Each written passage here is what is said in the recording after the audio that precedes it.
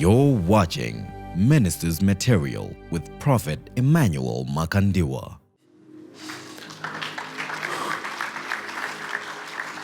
Thank you very much, men of God, for the opportunity. We are learning quite a lot.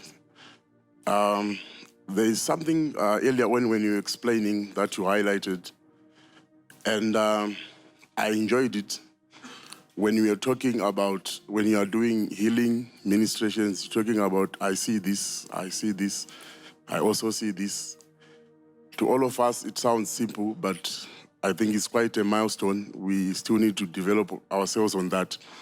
And whilst on that, I have discovered that there are a lot of prophecies, or can I say rather, word of knowledge that you experience in some places. And you see a prophecy comes and a case of deliverance is highlighted. Then you see the prophet simply says, you are free. And you look at the person, because when you were teaching us, it was so clear that freedom is not just a declared word, but freedom is expressed through, you can see it in the life of the person that was delivered. So I wanted to ask on how the prophetic and deliverance relate, because deliverance, like you taught us, is a process, taking in light, scaring away darkness, and at the same time, a word of knowledge comes, and you like I've actually experienced, you see a man of God, like as a minister myself, you can say to this Manuel Sangano, maybe it's because you don't have faith or you're not praying, but you see a man of God receives a word of knowledge concerning a deliverance issue, he said you are free. Something like that. It continues to happen. Maybe 6, 7 prophets will still come to that same person. So I wanted to ask, does a prophetic word bypass a process of deliverance? Or by deliverance, I'm referring here to the process of out. Or it still comes back to be my fault again.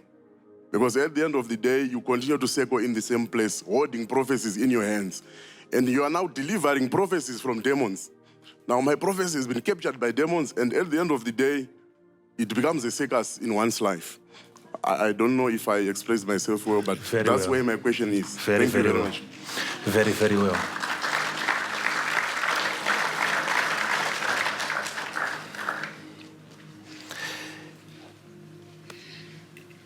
I wouldn't want to I know you want me to get into the prophetic. And you can't wait for me to get there. I'll get there. We'll talk about it in detail. But I don't know. I have to be careful here.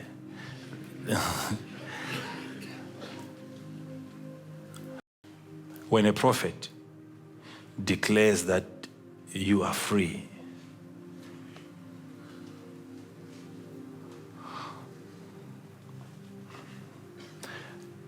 I wouldn't know why you have decided to regard that as prophecy. Is it because he's prophesying, or is it because he's a prophet? Because you can have cases where I have a title and I'm called a prophet, and I'm telling you stories.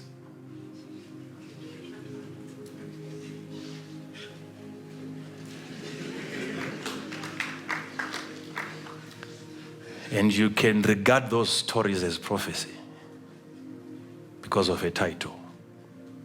So it becomes too complicated now when you're dealing with a prophet and a person with a title who is called a prophet.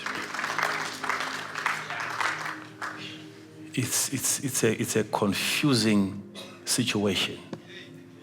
You wouldn't know now. Because after calling me prophet, you're calling me prophet and prophet. You can say that several times to a point where I start believing what you're saying. Because you're calling me a prophet. You will make me end up believing that I'm a prophet. Then you have placed me on a position where I have to prophesy to you. That's the most critical thing in this whole issue of prophesying to people and even delivering people. When a title is given to you before the ability to execute the requirements of the title, then you have put unnecessary pressure upon yourself. Because then you have to prophesy, though you are not a prophet, because they have given you a title. And you are now under pressure to a point where even if you're not seeing anything, you still have to see something because of a title. Those are the dangers now. Those are the dangers. Just like when you have portrayed yourself to be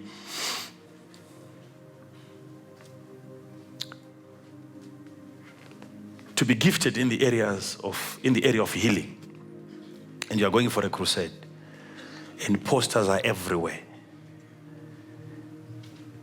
and already there is an impression that you can do it. That's where now you begin to have men of God, and if you hear people saying that, they are not lying. There are times when they are lying, but there are times when they are actually telling the truth, where people are actually being bought, paid money, being given money to sit on wheelchairs. Why? Because you are trying to satisfy a title, a position that was given to you which does not belong to you. So you have to make it happen at any cost. So it's a necessary pressure that you have created for yourself. It would be much better for you to be called pastor, and yet you can still prophesy.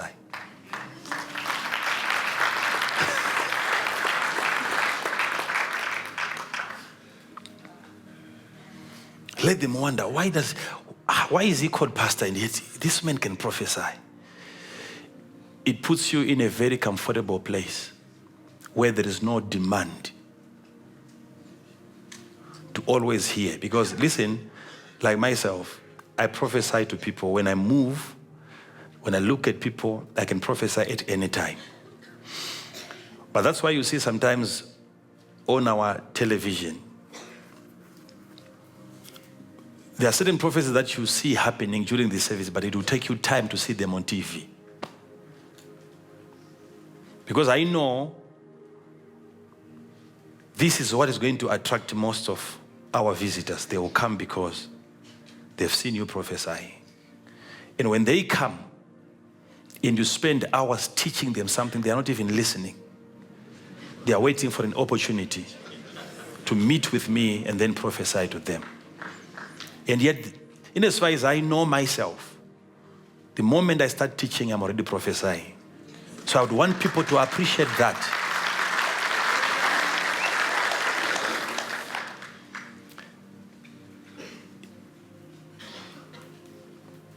It's better for you not to be prophesying and yet you can still see than to prophesy when you're not seeing anything. Even if you try to put pressure on me, if I don't want, I will not. And if you put pressure on me and I prophesy, I'm just prophesying because I wanted to prophesy, not because of the pressure.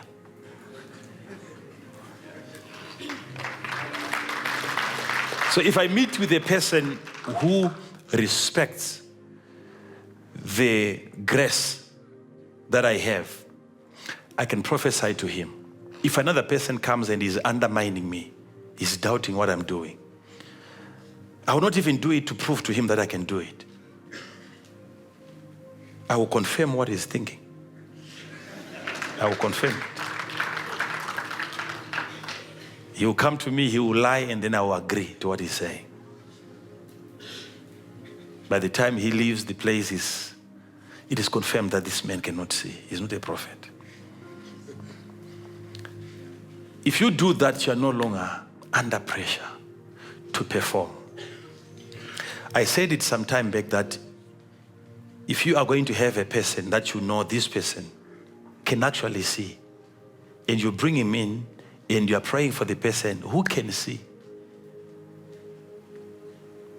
Let's pray for him, let's pray for him. And all of a sudden he's screaming, he's jumping everywhere. I can see, I can see, I can see. That's okay for that day. You put it on TV. There are people out there that are really blind. They will hear about it.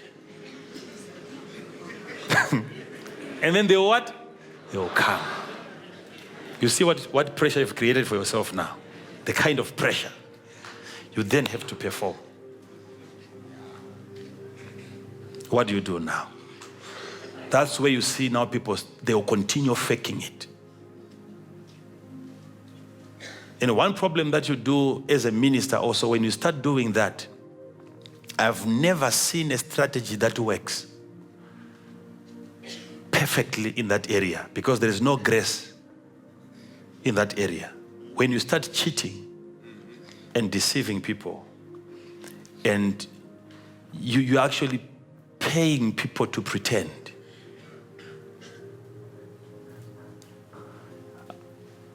You see, you can do it once, twice, but there will come a time when you now have a bill. All those people should be put on salary. I'm telling you. When you start, you see, when you start surviving on paying people, you'll be paying people for the rest of your ministry.